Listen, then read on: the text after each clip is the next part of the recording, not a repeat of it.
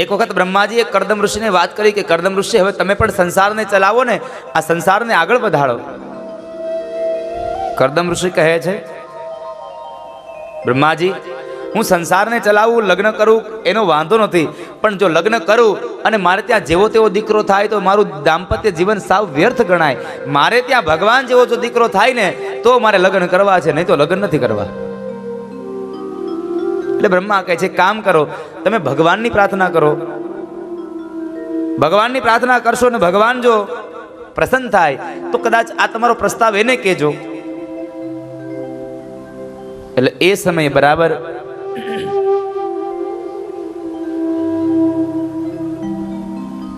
કરદમ ઋષિ ભગવાનની આરાધના કરે, ભગવાનનું યજન કરે. ભગવાન પ્રસન્ન થયા, પ્રગટ થયા અને કરદમ ઋષિને કહે છે, માગો કરદમ ઋષિ, શું આપું તમને?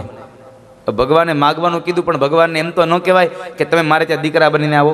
હવે જગતના બાપને એમ કેમ કેવું તમે દીકરા બનો મારા? પણ એ સમયે કરદમ ઋષિએ જરા પોતાની બુદ્ધિનો વિચાર કરી અને વાક્યનો પ્રયોગ કર્યો છે. પ્રભુ, તમે જો ખરેખર મારા ઉપર રાજી થયા હો ને તમે મને કંઈક આપવા માંગતા હોય તો મારે એક જ વસ્તુ જોઈએ છે. મારી ઈચ્છા છે કે તમારા જેવો દીકરો મારે ત્યાં થાય. ભગવાન વિચારમાં પડી ગયા, મારા જેવું તો જગતમાં બીજું કોઈ છે જ નહીં. પણ કરદમ ઋષિએ માગ્યું છે ને મેં કીધું છે કે તમે જે માગો એ આપીશ. એટલે ભગવાન બોલ્યા કે કઈ વાંધો નહીં કરદમ ઋષિ, હું તમારે ત્યાં આ જગતમાં મારા જેવું બીજું કોઈ નથી, તો હું સ્વયં તમારે ત્યાં દીકરો બનીને આવીશ. ભગવાનને પછી યાદ આવ્યું, મારે દીકરો બનીને આવવું હોય તો કરદમ ઋષિને લગ્ન કરવા પડે. મારે માં જોઈ તો હજી તો કરદમ કુંવારા છે. એટલે ભગવાન કહે છે, કરદમ, તમારા લગ્ન તો થયા નથી, પણ હું તમારે ત્યાં કેમ જન્મું? અને ત્યારે કરદમ કહે છે, પ્રભુ, મારો કહેવાનો ભાવાર્થ એવો છે કે તમારે જો જેમાંથી જન્મ લેવો છે એ કન્યાને મારી હારે પરણાવી દો અને પછી તમે જન્મ લ્યો. માગતા માણસને આવડવું જોઈએ.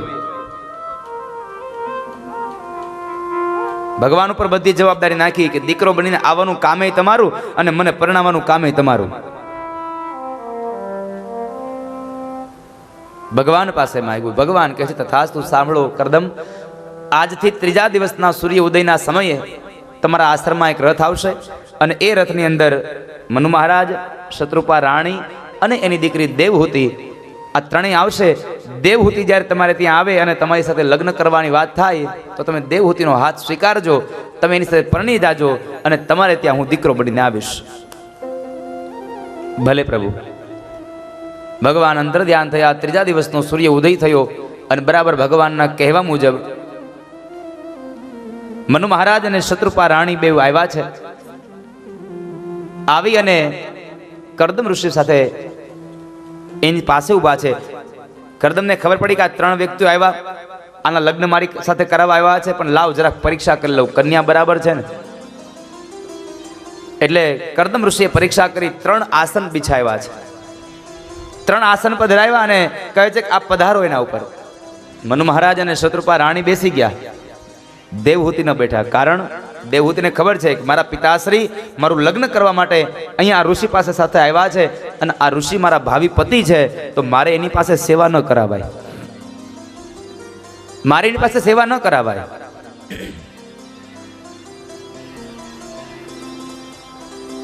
એટલે એનું આપેલું આસન છે એની માથે મારે ન બેસાય. જો બેસું તો પાપની અધિકારી બનું. અને બીજો વિચાર એ આવ્યો કે મારા ભાવિ પતિ છે, એને મને આજ્ઞા કરી છે, જો એની આજ્ઞાનું ઉલ્લંઘન કરું તો પણ પાપ થાય, હવે શું કરું?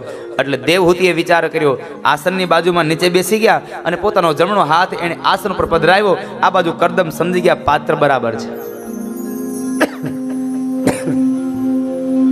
પાત્ર બરાબર છે.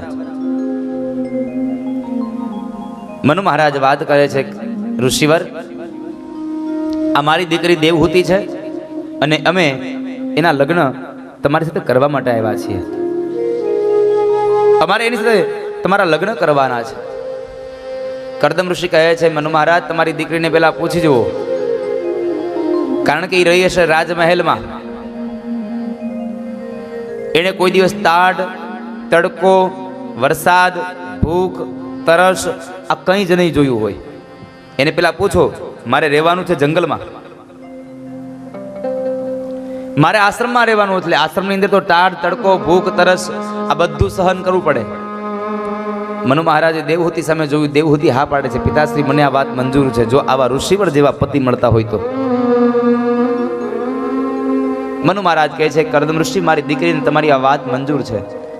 કરદમ ઋષિ બીજો શરત રાખી, સાંભળો, તમારી દીકરીને કહી દો ને તમે પણ સાંભળી લો, મારે ત્યાં સંસારમાં એક દીકરો થશે એટલે હું સંસાર છોડીને જતો રહીશ. પછી હું સંસાર નહીં ભોગવું. પછી એમ ન કહેતા કે ઘર ચલાવવાની ત્રેવડ નહોતી તો ઘર માંડ્યું શું કામે. મનુ મહારાજે આ પ્રશ્નને લઈ દેવહૂતિ સામે નજર કર્યો. દેવહૂતિ સામે નજર કરી દેવહૂતિ મૌન રહ્યા છે, અને મૌનની પરિભાષા છે હા. એણે હા સ્વીકારી એટલે તરત જ ત્યાં આગળ લગ્ન થયા. ખૂબ દાયજો અપાયો, અને એ દાયજો અપાયા બાદ એ દાયજાની અંદર મનુ મહારાજ અને શત્રુપા રાણીએ સુંદર મજાનો દાયજો એક વધારે આપ્યો છે, અને એ દાયજો છે સંસ્કારનો દાયજો. મહાપુરુષો કહે છે, તમારી દીકરીને જ્યારે સાસરે મોકલો ત્યારે તમારી જેટલી પણ પરિસ્થિતિ સારી હોય, જેટલું પણ તમારે એને કન્યાદાન દેવું હોય, દાયજો દેવો હોય, એ આપજો, એને કરિયાવર કરી દેજો. પણ એ કરિયાવરમાં સંસ્કારનો દાયજો આપવાનું જરાય ન ભૂલતા તમે.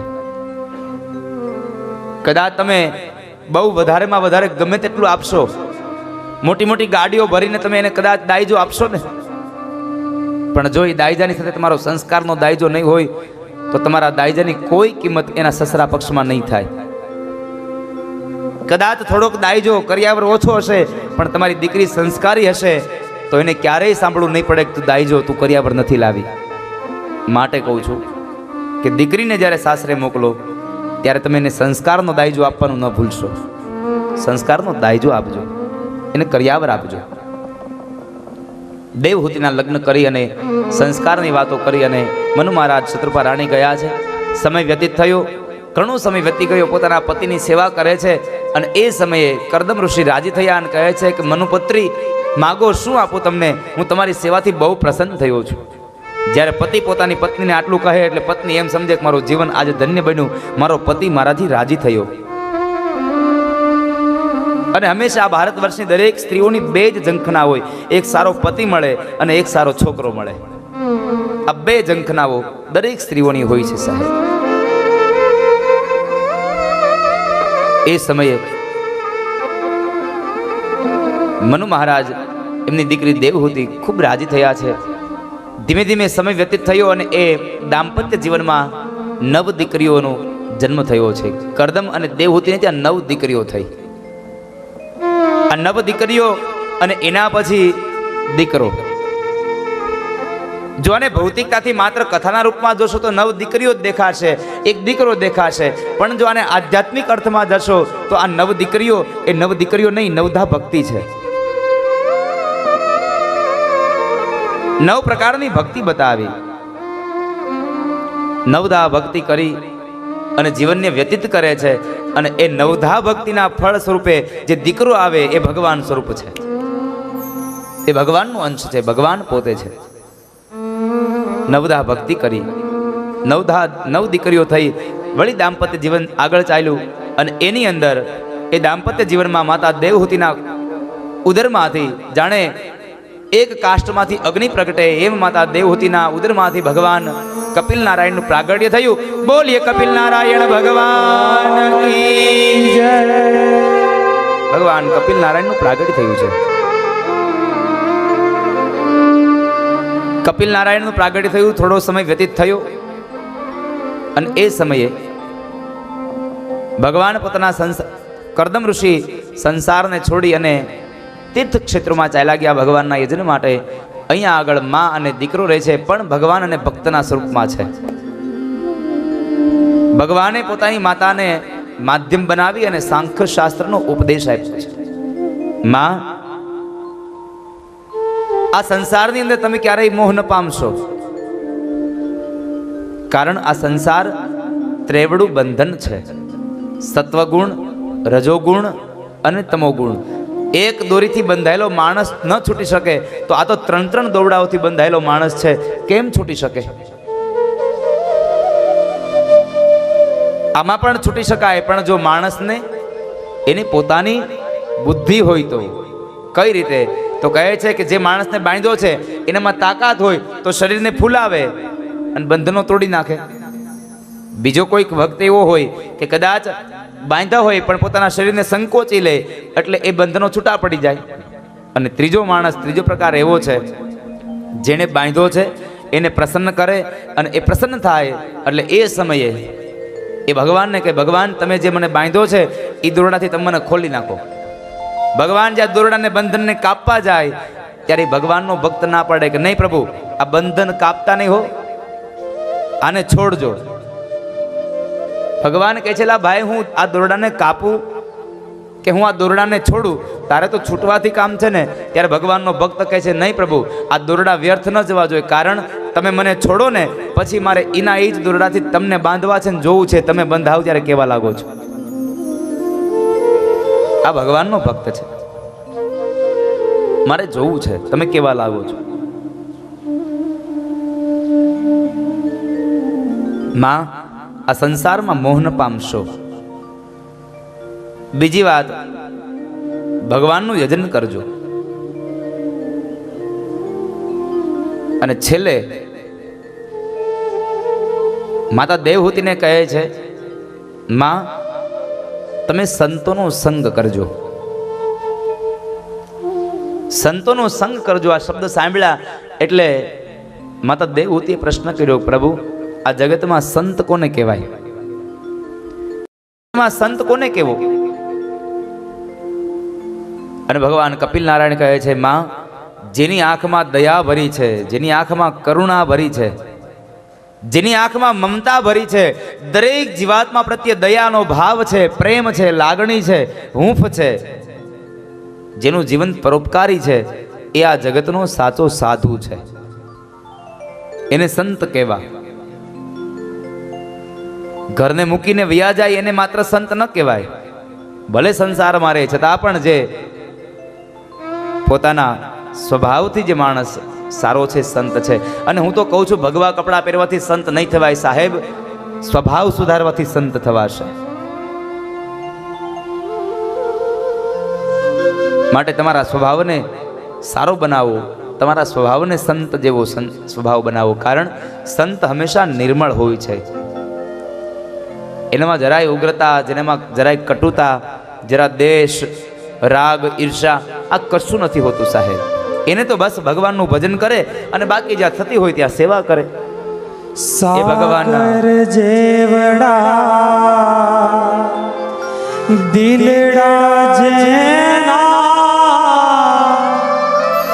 નવક દિયે છલકા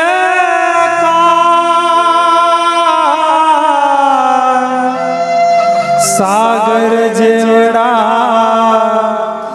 દિલડા જેના નવક દિયે છલકા ઝેરના ઘૂંટડાને જીરવી જાણે, ઝેરના ઘૂંટડાને જીરવી જાણે તોય અમૃત સૌને પાય સાચા સાધુએ મયોળ ખાય હરિરસ પિયે બીજાને પા એ સાચા સાધુએ મયોળ ખાય હરિરસ પિયે બીજાને આ જગતનો સાચો સાધુ છે કે જે માણસને પોતાના અંદર દરેક જીવાત્મા પ્રત્યે ભાવ ભર્યો છે, લાગણી ભરી છે, કરુણા ભરી છે. અને એ માટે માં સંતોનો સંગ કરજો. જ્ઞાનનો ઉપદેશ આપ્યો છે અને કહે છે કે માં આ શરીરમાં તમે ક્યારેય મોહ ન પામશો. આ શરીરને માત્ર ઉપરથી સારા સારા આવા ચામડાના પડ ચડાવેલા છે એટલા માટે સારું દેખાય છે, બાકી અંદર તો માંસ અને રુધિર ભર્યા છે, હાડકાઓ ભર્યા છે. માટે તમે શરીરમાં ક્યારેય મોહ ન પામશો.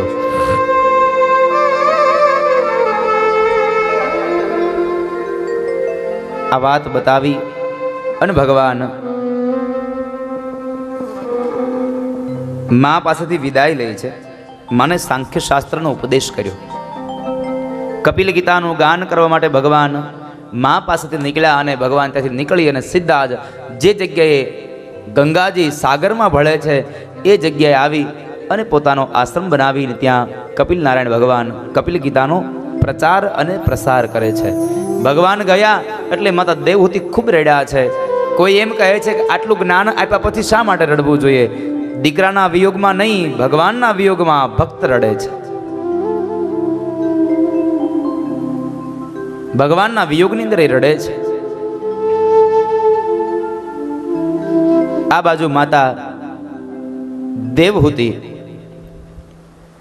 ભગવાને આપેલું જ્ઞાન છે એને ક્રિયા પ્રમાણેનું કર્મ બનાવી અને પોતાના યોગને લઈ અને સમયાંતરે પોતાના દેહનો ત્યાગ કર્યો. દેહનો ત્યાગ કર્યો અને જે જગ્યાએ માતાને મુક્તિ મળી, માતાને સિદ્ધિ મળી, એટલે એ જગ્યાનું નામ પડ્યું સિદ્ધપુર.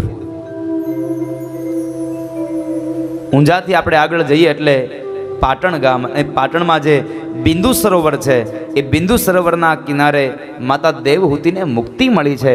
એટલા માટેથી ભગવાન કપિલ નારાયણે માને મુક્તિ અપાવી અને માના વિયોગની અંદર જ્યારે આંખમાંથી અશ્રુબિંદ પડ્યું એટલે એનું નામ પડ્યું છે બિંદુ સરોવર. આજનો માણસ, આજનો દીકરો પણ યુવાન પોતાની માતાની મુક્તિ માટે સિદ્ધપુર જઈ અને માનું શ્રાદ્ધ કરે એટલે માને મુક્તિ મળે છે. અને બીજી વાત, પિતાશ્રીના શ્રાદ્ધ માટે બિહારમાં ગયાજી જવાનું. ગયાજીમાં જઈને શ્રાદ્ધ કરે એટલે પિતૃઓને મુક્તિ મળે છે. માતા દેવહૂતિને માધ્યમ બનાવીને ભગવાને સાંખ્ય શાસ્ત્રનો ઉપદેશ આપ્યો અને અંતે ગંગા કિનારે ગયા. જ્યાં ગંગા અને સાગરનું મિલન થાય ત્યાં આગળ ભગવાન ગયા છે અને કપિલ ગીતાનો પ્રચાર અને પ્રસાર કરે જીવાત્માના કલ્યાણ માટે. એ કથા સુખદેવજી મહારાજે રાજા પરીક્ષિતને વર્ણવી અને સુત નામના પુરાણી શૌનકાદિક ઋષિમુનિઓને મૈત્રેય મહારાજે વિદુરને બતાવી અને ત્રીજા સ્કંદની પૂર્ણાહુતિ કરી અને ચતુર્થ સ્કંદમાં પ્રવેશ કરાવતા મહર્ષિ વેદવ્યાસ બોલ્યા છે,